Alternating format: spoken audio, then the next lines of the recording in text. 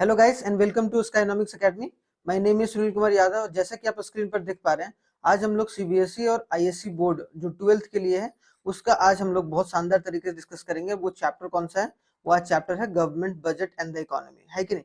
Board exam अब आप लोगों का डेट शीट भी आ चुका है, तो एक तरीके से आप लोगों को तैयारी जोरों शोरों से करनी है ताकि आप लोग एक अच्छा रिजल्टेंट लेकर आए और एक तरीके से अपने आप को एक मौका दें ताकि जो आने वाले एग्जाम में है वो एक अच्छा मार्क्स लाके आप लोग अच्छे कॉलेजेस वगैरह में जा सकें, या फिर जो फ्यूचर होता है वो यहीं से एक तरीके से डिसाइड होता है कि नहीं। तो हम लोग आज गवर्नमेंट ऑफ बजट के फ्यूचर को देखेंगे और ये जो होगा पार्ट 1 को डिस्कस करेंगे, ठीक है। तो बिना कोई देरी किए हुए हम लोग चलिए स्टार्ट करते हैं पार्ट 1 और एक तरीके से देखने की कोशिश करते हैं कि पहला कॉन्सेप्ट क्या होगा। तो सबसे पहले है कॉन्सेप्ट ऑफ गवर्नमेंट बजट कि आखिरकार गवर्नमेंट बजट होता क्या है कि नहीं। तो उसका कॉन्सेप्ट बहुत जरूरी है और आपको उसके बारे में जानना भी बहुत जरूरी है कि नहीं। तो सबसे पहले होता है कि अगर बजट बजट का नाम सुनते ही अगर आपके दिमाग में आता है तो क्या आता है भाई? एक चीज आता है कि जो बजट होता है वो किससे रिलेटेड होता है? एक तरीके से कि जो भी इनकम कमाया जाता है कोई भी देश के द्वारा, जैसे हमारे देश में बहुत सारा इनकम जनरेट किया जाता है गवर्नमेंट के द्वारा। अब गवर्नमेंट जो होता है उसका बजट बनाती है हर साल, ठीक है, हर साल। और 1 फरवरी को जो होता है वो हर साल जो बजट होता है हमारे फाइनेंस मिनिस्टर के द्वारा, किसके द्वारा? फाइनेंस मिनिस्टर के द्वारा जो है वो इसको लाया जाता है, ठीक है। तो फाइनेंस मिनिस्टर अभी कौन है? निर्मला सीतारमन है। तो ये भी याद रखिएगा, निर्मला सीतारमन जो है वो अभी के जो है फाइनेंस मिनिस्टर है, ठीक है। चलिए, तो कॉन्सेप्ट ऑफ बजट में सबसे जो मोस्ट इंपॉर्टेंट कॉन्सेप्ट है वो हम लोग पढ़ेंगे। तो फाइनेंशियल परफॉर्मेंस है कि जो financial performance of the government over the past 1 year, कि एक तो सबसे पहली बार जज करती है मतलब गवर्नमेंट की पिछले साल जिस जिस तरीके से हमने बजट पेश करा था, क्या वो बजट सही रहा या गलत रहा, है कि नहीं। या उसके आधार पर जो आने वाले साल के लिए, मतलब जो नेक्स्ट फाइनेंशियल ईयर के लिए जो प्लान करती है कि आगे आने वाले साल में किस तरीके से हम खर्चा करेंगे, एक्सपेंडिचर करेंगे और किस तरीके से इनकम जनरेट होगा, उन दोनों चीजों को साथ में लिया जाता है, ठीक है। जैसे कि सेकंड स्टेटमेंट बोला गया था, financial programme and policies of the government for the next 1 year, कि कौन सी पॉलिसी रहेगी या कौन सा किस तरीके से सरकार जो है हर एक पॉलिसीज या प्रोग्राम में खर्च करेगी, उसके बारे में जानकारी दी जाती है। किसके? फाइनेंशियल ईयर में, जो एक फाइनेंशियल ईयर में क्या होगा वो कहाँ पर? गवर्नमेंट बजट में, ठीक है। तो एक तरीके का ये फाइनेंशियल एक प्रोग्राम होता है जो कि गवर्नमेंट के द्वारा लाया जाता है। अब यहाँ पर आते हैं कि व्हाट इज गवर्नमेंट बजट। तो गवर्नमेंट बजट का ये डेफिनेशन जो होगा सबसे बेस्ट डेफिनेशन है। तो government budget is a statement of expected receipt and expected expenditure. क्या बोला गया? कि आने वाले समय में ऐसा तो नहीं है ना फिक्स बता देगी सरकार, कभी फिक्स तो बताती नहीं है कि भाई कितना खर्चा होगा या नहीं होगा, है कि नहीं। इसीलिए बोला गया कि एक्सपेक्टेड रिसीट और एक्सपेंडिचर है, ठीक है। एक्सपेक्टेड का मतलब कि जितना कितना कहाँ से पैसा आएगा, एक तरीके से रिसीट को इनकम के तौर से भी देखा जा सकता है। क्या? रिसीट को इनकम के रूप पर। क्लियर? तो ये बात याद रखिएगा, expected expenditure and expected receipt, मतलब सरकार के पास पैसा कहाँ से आएगा और सरकार खर्च कैसे करेगी for a financial year to come, जो आने वाले साल के लिए है, ठीक है। That reveals the budgetary policy of the government to achieve a twin objective.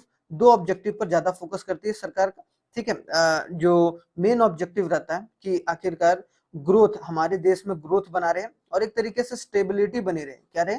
Stability. तो याद रखिएगा कि अगर पूछेगा what are the two main objectives of the government budget, तो आप लोग बोल सकते हैं कि वो क्या है? ग्रोथ है और स्टेबिलिटी है, ठीक है। तो ये दोनों आपको एक तरीके से पता होना चाहिए। चलिए, ठीक है। I hope so government budget क्या होता है उसके बारे में आपको पता चल गया होगा। अब आते हैं एक तरीके से हम देखते हैं कि जो ऑब्जेक्टिव क्या होता है। अब ऑब्जेक्टिव भी जानना बहुत जरूरी है। अभी हमने बताया कि दो तरीके सरकार, एक होता है ग्रोथ और एक होता है एक तरीके से स्टेबिलिटी। दो ऑब्जेक्टिव लेके चलती है सरकार और जिसके तहत पूरा जो बजट होता है वो रिवॉल्व करता है। तो सबसे पहला जो ऑब्जेक्टिव है वो है जीडीपी ग्रोथ। जीडीपी का मतलब क्या होता है? Gross domestic product. याद रखना है क्या होता है? Gross domestic product. Gross domestic product होता है। अब ग्रॉस डोमेस्टिक प्रोडक्ट का मतलब क्या होता है? जितना भी हमारे देश के अंदर गुड्स एंड सर्विस बनाया जाता है, ठीक है, जितना भी, जैसे हमारे देश में बहुत सारे गुड्स बनते हैं, बहुत सारे लोगों को सर्विसेज दी जाती हैं, ठीक है, उनकी जितनी वैल्यू होती है एक पर्टिकुलर साल में, तो उसको हम लोग क्या बोलेंगे? एक तरीके से जीडीपी बोलेंगे। तो सबसे पहले की जीडीपी ग्रोथ, जो ग्रोथ के बारे में बात की जाती है, ठीक है। दूसरा है क्या? एलोकेशन ऑफ रिसोर्सेस, कि रिसोर्सेस किस तरीके से यूटिलाइज किया जाए ताकि सारे लोगों के पास जो है एक तरीके से फैसिलिटी या फिर जो चीजों का एक तरीके से जितने भी पॉलिसीज ला रही है सरकार वो एक तरीके से लोगों के बीच पहुंचे। और तीसरा जो होगा बैलेंस रीजनल ग्रोथ। आप देख रहे हो जैसे यूपी हो गया, बिहार हो गया, वो क्या है एक तरीके से लेस ग्रोथ है उसमें, है कि नहीं। और जो केरला साइड में है, जो साउथ इंडियन जो स्टेट्स है वो ज्यादा डेवलप है। तो एक तरीके से यहाँ पर सरकार बजट में ये भी तय करती है कि किस तरीके से सारे रीजन्स जो है एक साथ तरीके से, क्योंकि एक भाई, मान लो कि एक परिवार में अगर दो भाई हैं, तो अगर एक भाई कमजोर है और एक भाई अगर बहुत पैसा कमा रहा है, तो भाई उसकी फर्ज क्या बनती है कि भाई एक तरीके से पूरे फैमिली को साथ में लेकर चला जाए और दूसरे भाई की मदद की जाए जब तक वो अपने पैर पर खड़ा ना हो जाए, ठीक है। तो एक तरीके से रीजनल बैलेंस ग्रोथ को भी देखा जाता है अगर देखा जाए बजट में। और जो सबसे फॉरमोस्ट इंपॉर्टेंट चीज होती है एम्प्लॉयमेंट अपॉर्चुनिटी, कि सरकार आने वाले साल में किस तरीके से एम्प्लॉयमेंट प्रोवाइड करेगी ताकि हमारे यूथ जो पॉपुलेशन है वो एक तरीके से बेरोजगार ना रहे और जो है उन लोगों को काम वगैरह मिलता रहे। क्लियर। तो ये ऑब्जेक्टिव ऑफ गवर्नमेंट बजट है, इससे ज्यादा आप लोगों को नहीं पढ़ना है, एग्जाम में इससे ज्यादा नहीं पूछा जाएगा। क्लियर। आगे आते हैं। अगर आप लोग यहाँ पर देखिएगा बहुत शानदार तरीके से यहाँ पर मैंने बताने की कोशिश करी है, ठीक है। कंपोनेंट, कंपोनेंट क्या होता है? कंपोनेंट मतलब एक तरीके से स्ट्रक्चर क्या होता है बजट का। कभी भी जो बजट पेश किया जाता है उसके स्ट्रक्चर क्या होते हैं। तो सबसे पहले अगर देखा जाए तो बजट रिसीट होता है और बजट एक्सपेंडिचर। जैसे मैंने बोला सरकार क्या करती है कि कहाँ से पैसा आएगा और पैसा कहाँ जाएगा, मतलब जहाँ खर्च होगा। तो एक्सपेक्टेड बजट, एक्सपेक्टेड रिसीट और एक्सपेक्टेड एक्सपेंडिचर के बारे में बात होती है। तो यहाँ पर क्या हो गया बजट रिसीट। बजट रिसीट में दो चीज आता है, रेवेन्यू रिसीट और एक तरीके से कैपिटल रिसीट। याद कर लीजिएगा कि दो टाइप ऑफ रिसीट होता है, दो तरीके से इनकम जनरेट होता है। एक होता है रेवेन्यू रिसीट के बारे में और एक होता है कैपिटल रिसीट, ठीक है, जो रिसीट के अंदर। दूसरा होता है जो बजट एक्सपेंडिचर। बजट एक्सपेंडिचर में क्या होगा कि रेवेन्यू एक्सपेंडिचर और कैपिटल एक्सपेंडिचर। जो बजट एक्सपेंडिचर है वो हम लोग पार्ट 2 में करेंगे, पार्ट 1 में हम लोग एक तरीके से अभी जो है वो बजट रिसीट को करने की कोशिश करेंगे। अब बजट जो रिसीट होता है वो क्या होता है? तो budget receipt refers to the money receipt of the government of all the source during the fiscal year, कि जो आने वाले साल के लिए, एक साल का फिस्कल ईयर 31 मार्च से 1 अप्रैल तक, जो हर साल का है ना, 31 मार्च से लेकर 1 अप्रैल तक जो भी हमारा फाइनेंशियल ईयर आता है, उसके अंदर सरकार के पास पैसा कहाँ से आएगा, तो वो क्या कहलाएगा? एक तरीके का बजट रिसीट कहलाएगा। बजट रिसीट के दो तरीके हैं, जो रेवेन्यू रिसीट और कैपिटल रिसीट। सेम उसी तरीके से बजट जो एक्सपेंडिचर होता है वो क्या करता है, टोटल जितना भी खर्चा होता है, सरकार ये सोच के चलती है कि हम लोग आने वाले साल में कितना खर्चा करेंगे, तो जो एस्टिमेटेड रहता है या एक्सपेक्टेड एक्सपेंडिचर रहता है सरकार वो सामने पेश करती है बजट के तौर पर। दो तरीके का एक्सपेंडिचर, रेवेन्यू एक्सपेंडिचर और एक तरीके से कैपिटल एक्सपेंडिचर। तो ये आप लोगों का स्ट्रक्चर आप लोगों को पता होना चाहिए। यहीं से आप लोगों का जो मेन गवर्नमेंट बजट का जो कॉन्सेप्ट होता है वो शुरू होता है, ठीक है। अब आगे आते हैं कि रेवेन्यू रिसीट क्या होता है। अब रेवेन्यू रिसीट के बारे में अगर देखा जाए तो सबसे पहला बोला गया revenue receipt are those money receipt, कि वो वैसा मनी रिसीट होता है of the government which shows the दो कैरेक्टरिस्टिक्स। क्या करती है? दो गुण दिखाती है। क्या करती है? दो गुण को शो करती है। कौन? Revenue receipt. रेवेन्यू रिसीट एक तरीके का इनकम, जैसा कि मैंने बता रखा है। तो एक तरीके से पहला जो होगा वो क्या है कि this receipt do not create any corresponding liability. ये सरकार को क्या करती है? कोई लाइबिलिटी, लाइबिलिटी का मतलब होता है दायित्व। दायित्व का मतलब कि सरकार को इसको चुकाना नहीं होता है। मतलब क्या? एक तरीके से सरकार के पास एक बार अगर ये पैसा आ गया तो सरकार को फिर से लोगों को देना नहीं होता है। जैसे कि टैक्स का पैसा, है कि नहीं? अगर कोई बंदा जो होता है वो टैक्स अगर देता है तो सरकार फिर उसके बदले उसको टैक्स नहीं देती है। वो अलग बात है कि उसके बदले सरकार क्या करती है? वेलफेयर सर्विसेज देती है, वे प्रोग्राम है, पॉलिसीज लाती है, तो वो एक अलग बात है, ठीक है। लेकिन जो टैक्स होता है वो कोई लाइबिलिटी क्रिएट नहीं करता है, तो वो किसके अंदर आएगा? रेवेन्यू रिसीट के अंदर। तो पहली बात याद रखनी है कि वैसा रिसीट जो कोई भी लाइबिलिटी क्रिएट नहीं करता है सरकार के लिए, तो वो क्या कहलाएगा? Revenue receipt. या फिर वैसा रिसीट जो रिडक्शन इन एसेट, मतलब सरकार की एसेट को कम नहीं करेगा। अब ये क्या? टैक्स जो होता है या सरकार की एसेट को कम नहीं करता है ना, सरकार की संपत्ति को कम नहीं करता है। सरकार यहाँ तो बेचकर पैसा तो नहीं कमा रही है ना एक तरीके से। तो सरकार की अगर एसेट को कम नहीं कर रही है तो एक तरीके से वो क्या हो जाएगा? रेवेन्यू रिसीट हो जाएगा। वो वैसा पैसा जो सरकार के संपत्ति को कम नहीं कर रही है, that receipt is known as revenue receipt. अब अगर देखा जाए तो रेवेन्यू रिसीट दो प्रकार का होता है, जैसे कि मैंने बताया। एक होता है टैक्स रिसीट और एक होता है, ठीक है, एक होता है नॉन टैक्स रिसीट। जैसे कि मैंने बताया कि जो रिसीट दो तरीके का होता है, जैसा कि वहां पर भी शुरुआत में भी दो तरीके, कौन सा? रेवेन्यू रिसीट और एक कैपिटल रिसीट। तो कैपिटल रिसीट तो हम लोग बाद में पढ़ेंगे, अभी रेवेन्यू रिसीट पढ़ रहे हैं, ठीक है। तो रेवेन्यू रिसीट टैक्स रिसीट होता है और नॉन टैक्स रिसीट। अब टैक्स जो रिसीट होगा उसमें इनकम टैक्स आएगा, जो हम लोग डायरेक्टली किसको देते हैं? गवर्नमेंट को देते हैं, है कि नहीं? टैक्स के रूप में, जो हम लोग अगर कुछ भी पैसा कमाते हैं तो इनकम के टैक्स में जाता है। कॉर्पोरेशन टैक्स जो कंपनीज देती है, ठीक है, जो स्टेट ड्यूटी, फिर गिफ्ट टैक्स, फिर आ गया custom duty, excise duty, goods and service tax जो जीएसटी होता है, इनडायरेक्ट टैक्स। तो ये सब सारा क्या है, एक तरीके का टैक्स रिसीट है जो सरकार के पास जाता है, ना तो लाइबिलिटी क्रिएट करता है, ना तो भारत सरकार का जो एसेट होता है उसे कम करता है, मतलब ना तो लाइबिलिटी रिड्यूस ना ही एसेट कम। क्लियर। अब आते हैं non tax receipt. Non tax receipt में क्या आएगा, फीस। फीस जैसे कि आप मान लो कि आप कोई जमीन लिए हो, लैंड लिए हो, तो लैंड का आप रजिस्ट्रेशन कराते हो कोर्ट में जाकर, तो जो उसमें फीस आती है तो सरकार आपको वो पैसा तो वापस करती नहीं है कि नहीं। फिर एस चीट हो गया, अभी बताऊंगा एस चीट क्या होता है। वैसा संपत्ति जो कि एक तरीके से विवादित रहती है। विवादित का मतलब हो गया कि जिसमें पेच चल रहा है और उसका कोई भी मालिक नहीं है, तो सरकार उसको बेचकर या फिर सरकार उसका यूज करके वहां से पैसा कमा सकती है। इनकम फ्रॉम पब्लिक एंटरप्राइजेस, सरकार की बहुत सारी कंपनीज हैं, जैसे कि मान लो रेलवेज वगैरह, पोस्ट ऑफिस, तो वहां से जो पैसा कमाती है वो नॉन टैक्स रिसीट के रूप में आ जाता है। ग्रांट और डोनेशन, बहुत सारे कंट्रीज होते हैं वो ग्रांट देते हैं, डोनेशन देते हैं, तो वो सब सारी चीजें। फिर फाइन्स, जैसे आप मान लो कि कोई ट्रैफिक रूल्स तोड़े तो उस पर जो एक तरीके से सरकार आपसे फाइन लेती है वो तो फिर से आपको वापस करती नहीं है, तो वो सब पैसा क्या हो जाएगा, नॉन टैक्स रिसीट के अंदर आ जाएगा। स्पेशल असेसमेंट होता है, कभी कभी कुछ स्पेशल टैक्सेस वगैरह ली जाती हैं जो कि नॉन टैक्स रिसीट के अंदर आती हैं। ठीक है। Income from sales of spectrum 2G 3G, अभी तो 4G भी आ गया, 5G भी आ गया। तो जो 5G स्पेक्ट्रम वगैरह बेचकर कंपनी से पैसा कमाती है, जैसे सरकार क्या करती है, गवर्नमेंट क्या करती है, सेल करती है अपनी ये सब स्पेक्ट्रम किसके साथ, कंपनी के साथ, जैसे जियो हो गया, एयरटेल हो गया, ठीक है, और वोडाफोन हो गया, या फिर आइडिया हो गया, जो वीआई है, वोडाफोन आइडिया, तो उनके साथ बेचकर एक तरीके उनको एक तरीके से ये स्पेक्ट्रम प्रोवाइड करके सरकार क्या करती है, पैसा लेती है, तो वो नॉन टैक्स रिसीट होता है। क्लियर। तो I hope so revenue receipt आपका क्लियर होगा। ठीक है। अब आगे आते हैं टैक्स रिसीट। जैसे कि मैंने भी पढ़ा, अभी हम लोगों ने पढ़ा कि टैक्स रिसीट क्या होता है। तो सबसे पहले टैक्स के बारे में, तो टैक्स एक कंपलसरी पेमेंट है। क्या है, टैक्स एक ऐसा कंपलसरी पेमेंट है जो कि देना ही देना है, आप इसे मुकर नहीं सकते। सरकार को अगर आप पैसा कमा रहे हैं किसी भी पर्टिकुलर कंट्री में, तो आप लोगों को टैक्स के रूप में सरकार को पे करना होगा, ताकि उसी पैसे का यूज इस्तेमाल करके सरकार आपके लिए पॉलिसीज बनाए या फिर गरीबों को मदद करे, वो सब सारी चीजें। ठीक है। तो tax is a compulsory payment to the government by the household, household के द्वारा, जो घर वाले होते हैं, फर्म्स हो गया, एंड अदर इंस्टीट्यूशनल यूनिट, जो भी, जैसे चाहे वो बिजनेस कर रहा हो चाहे वो हाउस होल्ड हो, सारे लोग टैक्स वगैरह पे करते हैं। अब अगर देखा जाए टाइप्स ऑफ टैक्स कितने होते हैं, तो 3 तरीके के टैक्स होते हैं। प्रोग्रेसिव टैक्स होता है, रिग्रेसिव टैक्स होता है। अभी एक एक करके डिटेल में समझने की कोशिश हम लोग करेंगे। दूसरा जो होता है वैल्यू एडेड टैक्स होता है, और एक स्पेसिफिक टैक्स होता है। कभी भी किसी भी चीज के लिए अगर स्पेसिफिक किसी चीज के लिए अगर टैक्स लगाया जा रहा है सरकार के द्वारा, तो वो स्पेसिफिक टैक्स होगा। और थर्ड जो है मोस्ट इंपॉर्टेंट, डायरेक्ट टैक्स और indirect tax.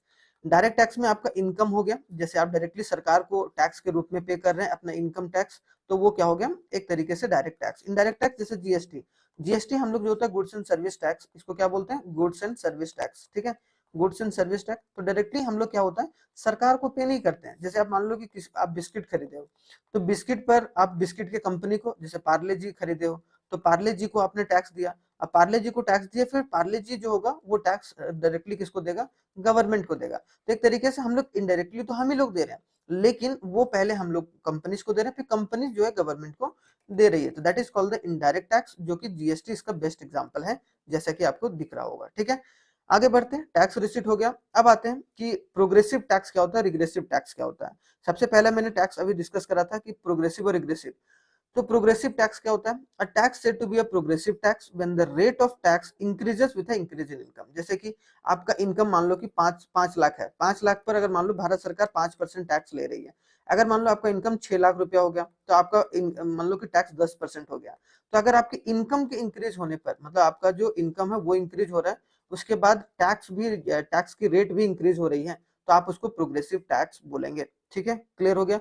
So that real burden of the tax is more on the rich. इसका वजह क्या होता है कि जो ज्यादा पैसा कमा रहा है भाई, वो कंट्री को ज्यादा टैक्स देगा, सिंपल सी बात है, और जो कम कमा रहा है वो कम टैक्स देगा। तो एक तरीके से क्या होता है कि रियल बर्डन जो होता है वो किस पर जाता है, जो रिच पीपल होते हैं।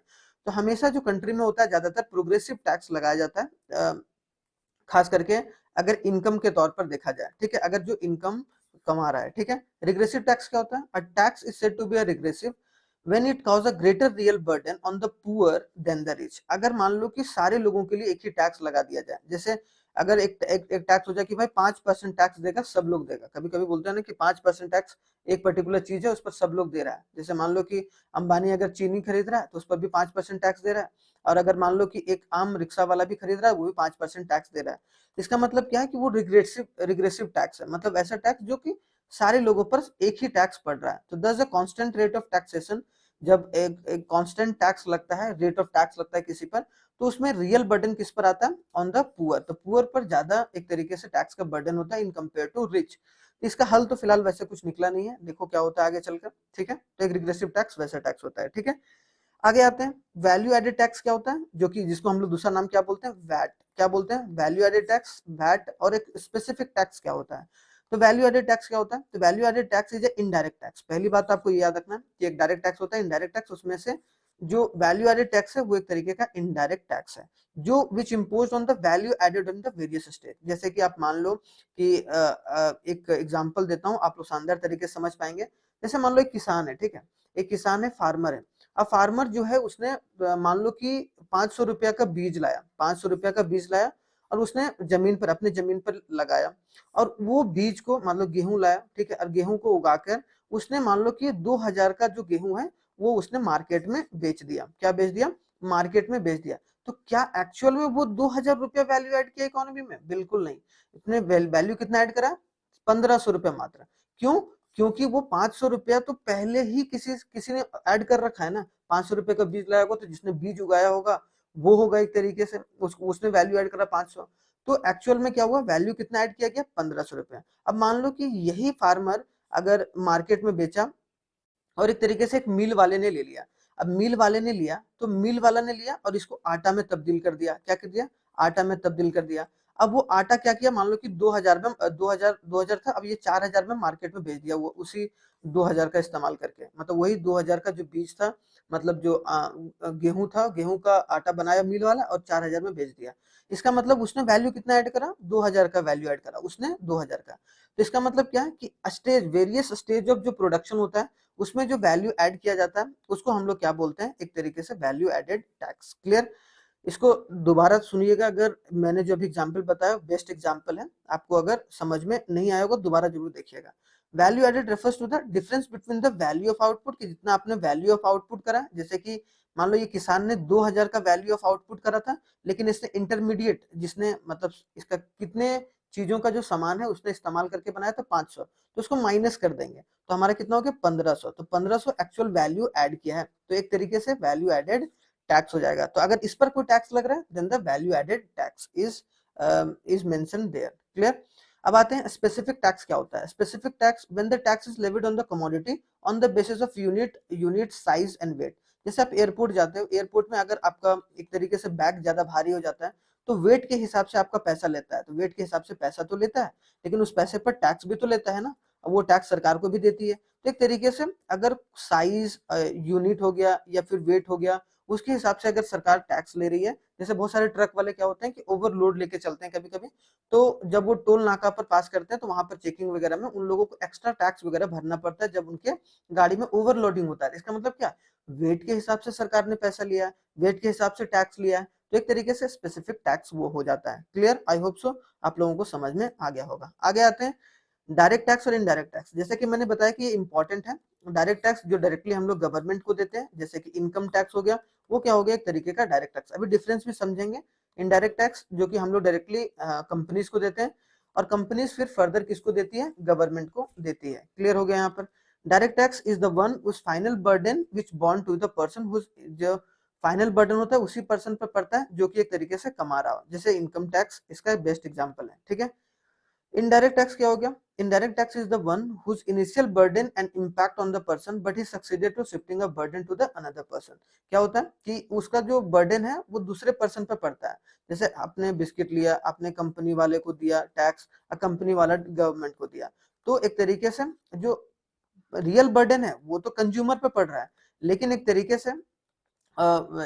से टैक्स दे कौन रहा है? कंपनीज वाला दे रहा है। तो GST, goods and service tax, is the best example of indirect tax. Clear? आगे आते हैं, डिफरेंस देखते हैं। डिफरेंस बहुत बार पूछा गया, 3 मार्क का क्वेश्चन पूछा जाएगा गारंटी के साथ, इससे ज्यादा मार्क्स का क्वेश्चन नहीं पूछा जाएगा।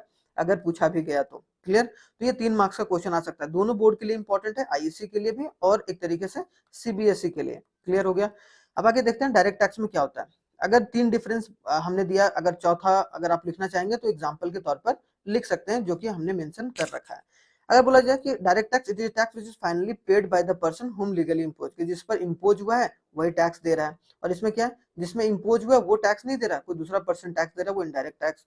The burden of direct tax can not be shifted to the another person. इसमें ये नहीं हो सकता है कि जैसे मान लो कि आप राम हो, ठीक है, आपने एक तरीके से आप आपने एक तरीके से आप इनकम कमा रहे हो, कुछ आपको इनकम टैक्स देना, तो आप ऐसा नहीं बोलोगे कि भाई वो श्याम भाई है ना वो मेरा टैक्स दे देगा वैसा, या वो कंपनी है वो टैक्स दे देगा, वैसा नहीं होगा। ठीक है, यहाँ पर मतलब जो पर्सन कमा रहा है वही पर्सन टैक्स देगा, मतलब शिफ्ट अदर पर्सन पर नहीं कर सकता है।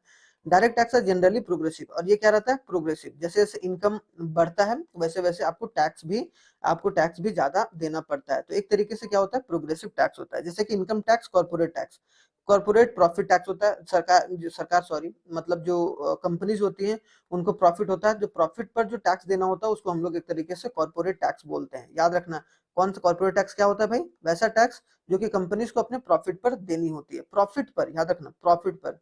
इनडायरेक्ट टैक्स क्या होता है, the real burden of indirect tax can be shift. इसमें क्या करता है, कंपनीज क्या करता है कि दूसरे पर्सन पर, जो कंज्यूमर होता है उस पर शिफ्ट करता है, और कंपनीज खुद इसका टैक्स नहीं भरती है, कंपनीज उसका कॉर्पोरेशन टैक्स भरती है जो प्रॉफिट होता है। जीएसटी इसका बेस्ट एग्जांपल है।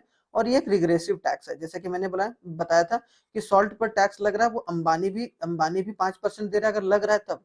ठीक है, और जो रिक्शा वाला है वो भी क्या दे रहा है, 5% टैक्स दे रहा है। तो एक तरीके से वो कौन सा हो गया टैक्स, रिग्रेसिव टैक्स हो गया। क्लियर? तो डिफरेंस भी आई होप सो क्लियर होगा।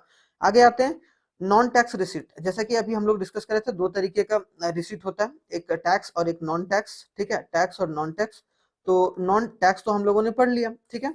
और नॉन टैक्स में क्या रिसीट में आता है, फीस आता है। अब फीस का मतलब क्या हो गया, एक तरीके से अगर बोला जाए फीस, तो फीस पेमेंट, जैसे कि मैंने बोला लैंड रजिस्ट्रेशन फीस जो आएगा, आप बर्थ सर्टिफिकेट बनाने जा रहे हैं, डेथ सर्टिफिकेट बनाने जा रहे हैं, पासपोर्ट बनाने जा रहे हैं, कोर्ट में अगर कोई केस चल रहा है उसका फीस जो देना पड़ रहा है, तो एक तरीके से वो सब सारा पैसा क्या होता है, नॉन टैक्स का पैसा होता है, और डायरेक्टली किसके पास जाता है, सरकार के पास। और ना तो वो लाइबिलिटी क्रिएट करता है सरकार के लिए, और ना ही वो एसेट को कम करता है, दोनों चीज एक तरीके से नहीं करती है। क्लियर?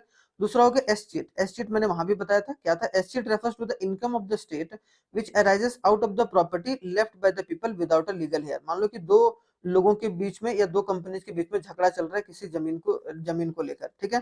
तो वो जमीन का इस्तेमाल करके मान लो कि सरकार क्या करेगी, गवर्नमेंट क्या करेगी, कुछ रेवेन्यू या फिर रेवेन्यू जनरेट कर सकती है, ठीक है, जब तक उसका कोई फैसला नहीं आ जाता कोर्ट से। तो एक तरीके से वहां से अगर सरकार पैसा एक तरीके से निकाल रही है तो उसको एसचीट बोलेंगे, ठीक है। फाइन्स क्या होता है, बहुत सारे लॉ ब्रेकर्स होते हैं, जैसे कि आपने हेलमेट नहीं पहना है, आपका लाइसेंस नहीं है, और एक तरीके से आप क्या चला रहे हैं, आप गाड़ी चला रहे हैं, तो आपको वहां पर फाइन्स वगैरह भरना पड़ेगा। तो फाइन्स भी एक तरीके का नॉन टैक्स रिसीट है। Income from public sector enterprises, जैसा कि मैंने बताया कि पब्लिक सेक्टर इंटरप्राइजेस की जो, जैसे हमारे देश में इंडियन रेलवे है, नंगल फर्टिलाइजर फैक्ट्री है, इंडियन ऑयल है, विलाइज स्टील प्लांट्स है, ठीक है, और पोस्ट ऑफिस हो गया, तो उससे जो भी पैसा सरकार को आता है वो नॉन टैक्स रिसीट के अंदर आता है। क्लियर? तो आई होप सो आप लोगों को यहाँ तक क्लियर होगा। अब जो रिसीट होता था वो दो तरीके का, एक तरीके से रेवेन्यू रिसीट, एक रेवेन्यू रिसीट और एक कैपिटल रिसीट। तो रेवेन्यू रिसीट तो हमने पढ़ लिया है कि नहीं, रेवेन्यू रिसीट तो हमने पढ़ लिया। अब आते हैं कैपिटल रिसीट। तो कैपिटल रिसीट क्या होगा, तो capital receipt are those money receipt of the government which shows the दो कैरेक्टरिस्टिक। ये दो कैरेक्टरिस्टिक शो करता है। पहला जो कैरेक्टरिस्टिक है वो क्या शो करेगा कि those receipt which create a liability, मतलब क्या कर रहा है यहाँ पर, याद रखना है कि वैसा रिसिप्ट जो कि सरकार के लिए लायबिलिटी क्रिएट कर रहा है, क्या कर रहा है, लायबिलिटी क्रिएट कर रहा है, सरकार को वापस चुकाना है, तो वो पैसा क्या कहलाएगा, एक तरीके से हमारा कैपिटल रिसिप्ट। ठीक है, जैसे कि सरकार बहुत बार क्या करती है कि लोन्स वगैरह बोरो करती है कि नहीं, बाहर से पैसा ली, दूसरे देश से पैसा ली, या फिर आईएमएफ वर्ल्ड बैंक हो गया, ठीक है, वहां से पैसा ले रही है, तो सरकार को वापस देना भी पड़ता है। तो एक तरीके से लाइबिलिटी क्रिएट हो गया, मतलब सरकार को चुकाना पड़ेगा। ठीक है, फिर this receipt cause in the reduction of the asset, और वो क्या करती है, एसेट को कम करती है, भारत सरकार की एसेट को कम करती है। जैसे सरकार, मान लो कि सरकार ने एलआईसी का जो है वो 5% बेच दिया किसी दूसरे कंपनी को, और वहां से मान लो कि 2000 करोड़ जो है सरकार के पास आया। तो वो 2000 करोड़ कैसे आया, सरकार की संपत्ति को कम करके, मतलब जो LIC सरकार का था, अब जो LIC का स्टेक जो है, शेयर है, उसका एक तरीके से बेच दिया गया। तो एक तरीके से वो क्या हो गया हमारा, एक तरीके से एसेट को कम हो गया, तो रिडक्शन इन एसेट हो गया। तो एक होता है कि जो क्रिएट करता है लाइबिलिटी, और जो एक करता है cause in reduction in the asset, तो वो क्या कैपिटल रिसीट के तौर पर उसको बोला जाएगा। कैपिटल रिसीट तीन तरीके का, रिकवरी ऑफ लोन्स, लोन्स वगैरह को रिकवरी करते हैं हम लोग, वो वाला हो गया, ठीक है। बोरिंग इन अदर लाइबिलिटीज, और अदर रिसीट, अदर रिसीट में क्या आ जाएगा, डिसइन्वेस्टमेंट, जैसा कि मैंने अभी बताया डिसइन्वेस्टमेंट। डिसइन्वेस्टमेंट क्या होता है, अगर सरकार अपनी कोई कंपनी का हिस्सेदारी बेच देती है और एक तरीके से वो पैसा वहां से आता है, तो उसको हम लोग डिसइन्वेस्टमेंट बोल सकते हैं, ठीक है। तो आई होप सो ये चीज आपको समझ में आ गया होगा कैपिटल रिसीट में। तो जैसा कि आप देख पा रहे हैं कि हम लोगों ने दोनों चीजें डिस्कस करी, किसके क्या क्या, एक तरीके से बजट के बारे में डिस्कस करा। बजट दो तरीके का होता है, ठीक है, एक होता है रिसीट, बजट रिसीट होता है, और एक होता है बजट एक्सपेंडिचर, ठीक है, बजट एक्सपेंडिचर होता है। और रिसीट में दो तरीके का, रेवेन्यू रिसीट और कैपिटल रिसीट, तो दोनों के बारे में हम लोगों ने पढ़ लिया। रेवेन्यू रिसीट के बारे में भी पढ़ लिया, और एक तरीके से कैपिटल रिसीट के बारे में भी पढ़ लिया, ठीक है, कैपिटल रिसीट भी पढ़ लिया। अब जो एक्सपेंडिचर होगा वो कल हम लोग पढ़ेंगे, रेवेन्यू एक्सपेंडिचर क्या होता है, और एक तरीके से कैपिटल एक्सपेंडिचर क्या होगा, ठीक है, कैपिटल एक्सपेंडिचर। तो आई होप सो आप लोगों को अच्छा लगा होगा ये वीडियो, और अगर अच्छा लगा होगा तो जरूर शेयर कीजिएगा इसी तरीके से। और हम लोगों के साथ बनने के लिए आप लोगों का बहुत बहुत धन्यवाद। जय हिंद।